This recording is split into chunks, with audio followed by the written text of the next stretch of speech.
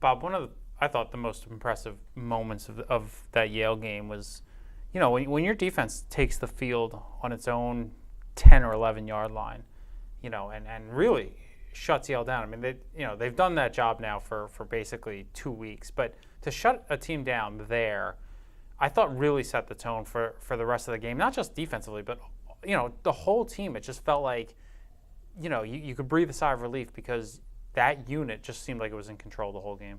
Yeah, I thought they came and did a really good job. That's not the ideal position you want to be in terms of field position, but they played each play and held them to a field goal, and really, I thought that was a big moment in the game. The pressure you're getting up front, again, 7 sacks last week. It just seems that unit, once it gets a lead, and it didn't have a big lead until, it really kind of opened up in the fourth quarter, but even with the lead, the pressure they're able to get, I mean, Hunter Rawlings just never seemed comfortable in the pocket. I mean, they were rolling him out, sprint outs, everything, and it just seemed like the whole game, they haven't let a quarterback get comfortable in quite a while. Yeah, that ties in with the coverage. Some of those sacks, we had great coverage, and he was forced to roll out and try to make a play, and some of those we just really did a good job. I mean, that's going to be obviously a key this week. Yeah.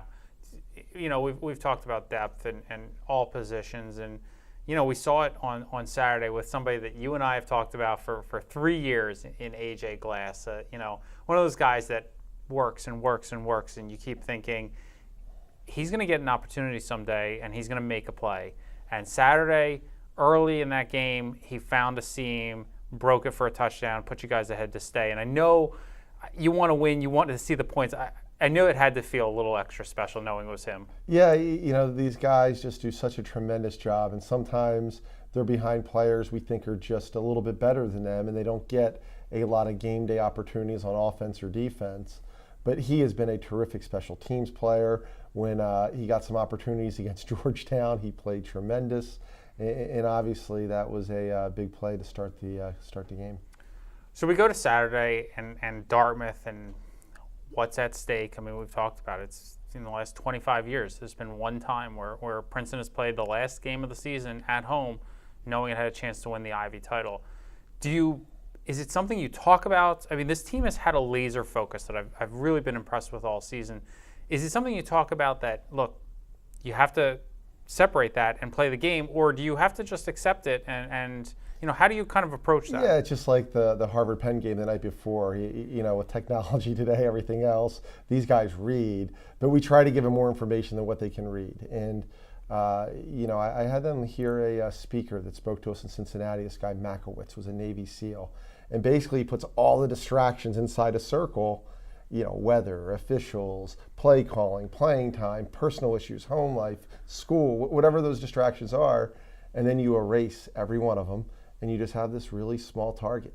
And these guys and this group, team, assistant coaches, support staff, they just kept on this small target and one of the words he used was laser focus, right? We've never talked about this, but that's one of the words we use is laser focus, right on smashing these targets. The target this weekend is one that has frankly had your number over the last 6 years in Dartmouth. And you look at this team, obviously, a big chunk of that Ivy championship team last year, and Dalen Williams and some key members on the defensive line graduated.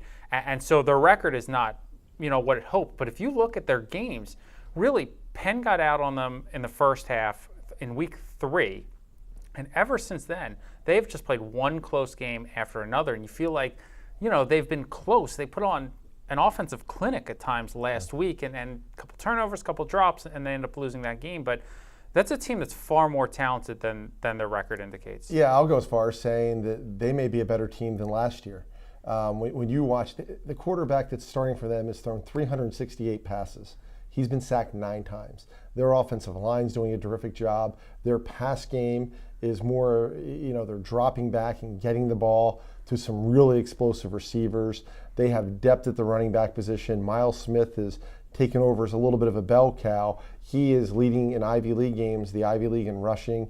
This offensively, they are playing unbelievably well and moving the football. And it is as dangerous an offense, if not the most dangerous offense we've seen all year.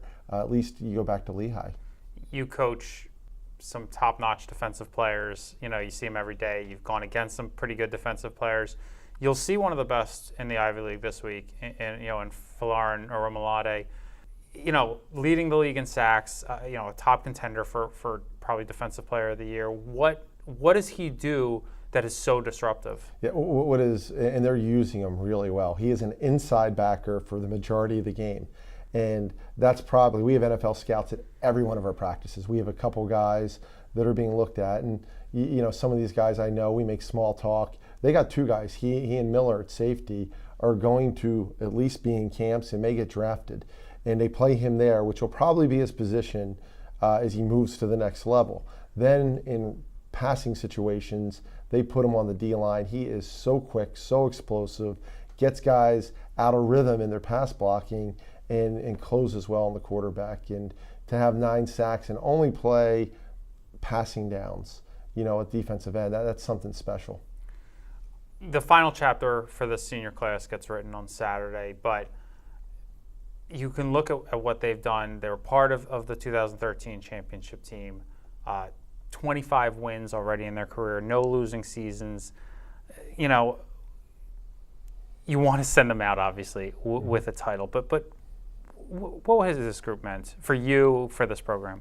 Yeah, and all the accomplishments that you see on the outside and we talk about and everything else, when you're on the inside and you're around them and you interview them and I'm around them every day, it's who they're going to be as people once they leave here.